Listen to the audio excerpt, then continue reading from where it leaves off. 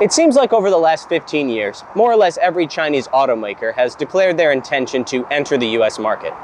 Generally speaking, these plans don't amount to much more than writing a press release with a vague timeline and then staying very quiet when that timeline comes and goes. Now, there are a few automakers that have taken the endeavor a little bit more seriously. None more so than Trumpchi.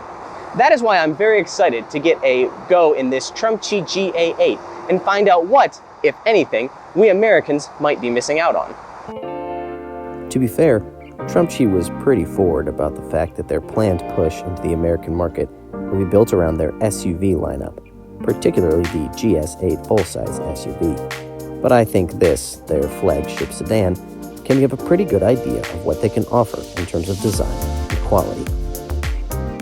Speaking of design, let's start by having a look at the exterior styling of the GA8. This is the second generation GA8 sedan, and like so many other Chinese models, it is a stunning improvement over its predecessor. Designed by Mercedes-Benz alum Fan Zhang, the GA8 is a thoroughly modern design, particularly on the front end here with its LED headlights and massive grille. Rear design is also quite attractive, including the chrome exhaust outlets down here and the handsome LED rear taillights. While we're back here, we might as well take the opportunity to talk about the name Trumpchi. Executives from Trumpchi declared as early as 2015 that they planned on changing the name of the company before entering the American market, because it had become too politically charged.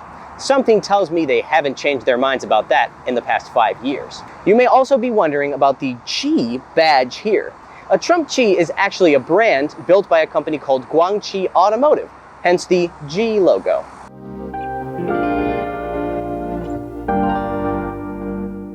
I don't think that exterior design is where the GA8 shines, however. That happens when you take a seat inside.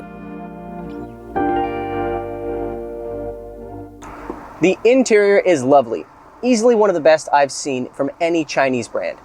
Sure, the dual-screen infotainment setup on this higher trim model is heavily cribbed from Mercedes-Benz, as is this row of silver buttons down here. But if you're gonna steal from the best. Beyond being just good-looking, it's also highly functional. The screens are crisp and responsive, with a great-looking and intuitive UI. One feature I found pretty fun was the little image of the GA8 here on the center screen. If you tap it, it allows you to control a bunch of the car's functions, like opening and closing the sunroof and side windows, as well as adjusting the side mirrors. Is it necessary? Absolutely not, but it is pretty fun. I think the only downside to offering an interior that mimics the design and functionality of a much more expensive car is that you inevitably have to make compromises in terms of materials. This row of silver buttons here is perhaps the best example. While it looks quite nice, if you've ever sat inside a Mercedes-Benz and used its controls, you will know that they are miles apart in terms of quality. The Mercedes uses real aluminum, while this is clearly light, cheap plastic. It doesn't ruin the experience, but it is noticeable. Now that we're in the back seat, you can start to see another one of the GA8's highlights, and that is space. Copious acres of space. Legroom stretches to the horizon and back, and the seats are a delight. I'm an especially big fan of these airplane-style rear headrests with adjustable side boosters. This thing would make a great car for getting driven to and from work, or even having meetings. The center console flips down and is large enough to accommodate a laptop, which I know because my buddy and I sat here in the back seat while we wrote a majority of the script for this video. There are a few improvements that could be made, like allowing for independent adjustment of the rear AC, but that's probably more than can be expected from a car this cheap. Speaking of price, the GA8 starts around $23,000, while this top-of-the-line model comes in around $33,000, which is ridiculous value in my opinion. Now let's get her on the road and see what kind of driving dynamics you get for that price.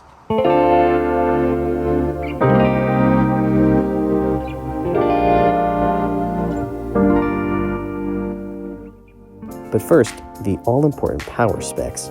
The entire G8 lineup comes equipped with a 2-liter turbocharged 4-cylinder, putting 252 horsepower and about 290 foot-pounds of torque through a 6-speed ASIN transmission.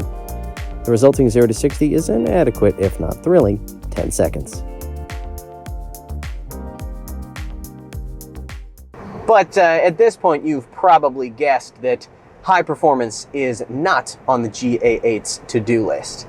I've seen a lot of reviewers compare this car to the Toyota Camry or Honda Accord, but I think a more apt comparison is the Toyota Avalon from the US market.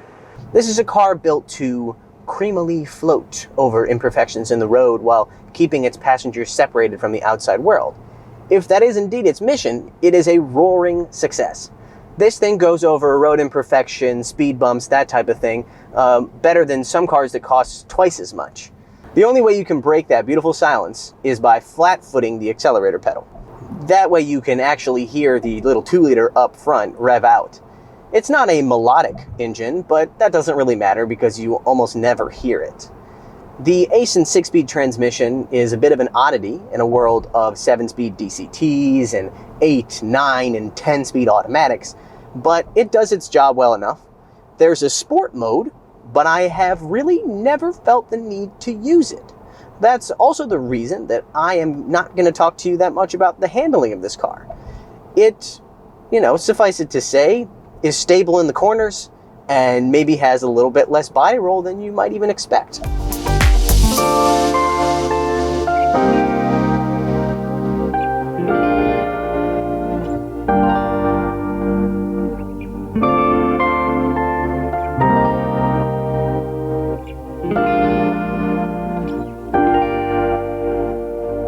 As Chinese-US trade relations have continued to deteriorate, the window of opportunity for Chinese automakers to enter the US market is quickly closing, if it hasn't already been firmly shut.